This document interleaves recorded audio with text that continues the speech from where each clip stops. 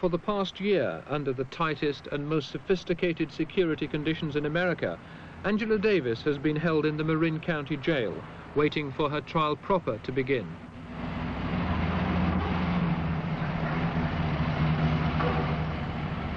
She had not been allowed to give any television interviews. Our attempts to film an interview with Angela Davis are perhaps the best possible indication of the kind of fear and tension that surrounds her. After prolonged haggling, permission was granted for the interview to be shot through a soundproof, bulletproof screen. I was to be on one side, and Angela Davis was to be on the other. Our only means of communication was to be via the telephone. At last, the authorities gave way and allowed me behind the screen, but the film crew had to stay on the other side. Angela, some of the letters that George wrote you are not revolutionary tracts, but they're love letters in almost the romantic sense. How close were you to George?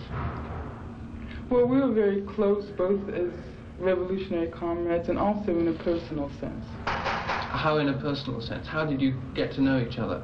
The first time I met him was on the occasion of one of the court appearances in Salinas, California.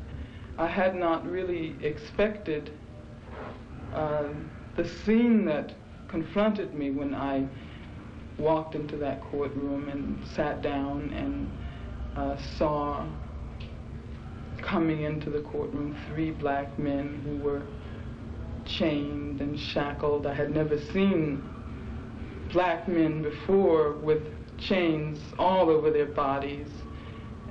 It was certainly reminiscent of slavery. And in spite of the fact that they were completely suppressed in a physical sense, you could see from the attitude and their demeanor when they entered the courtroom that they were not for a moment going to resign themselves to that situation, that they were that they had a very profound fighting spirit, and it was that which really affected me very strongly. Can you understand what life was like for George Jackson in prison, now that you yourself have spent almost a year in prison yourself? It's very difficult to understand, I think, for anyone who hasn't experienced what George experienced personally. I know that, you know, although I am in jail myself, certainly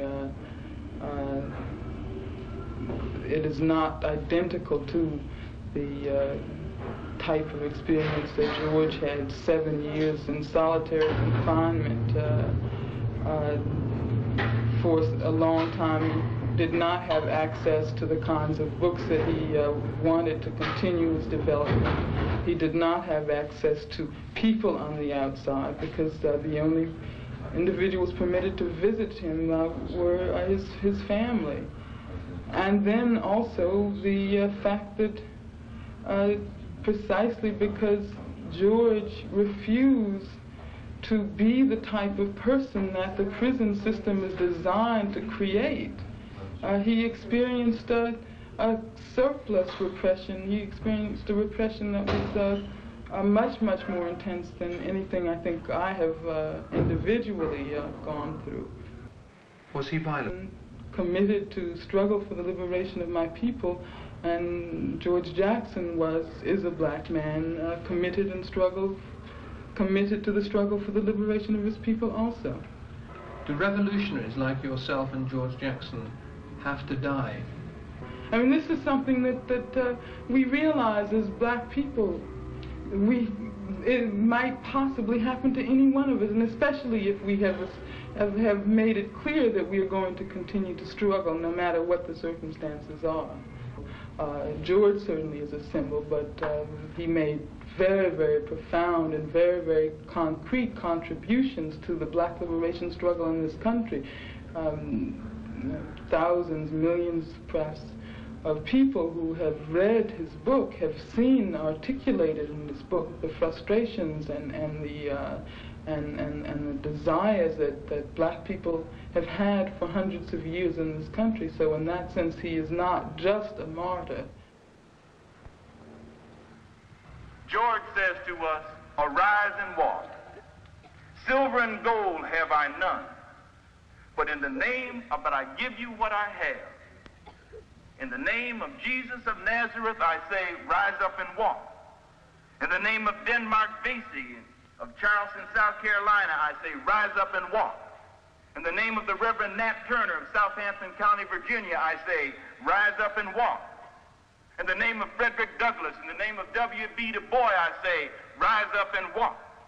In the name of my brother, Jonathan Jackson, in the name of James McLean, in the name of William Christmas, in the name of Angela Davis, and in the name of George Jackson, I say, rise up and walk.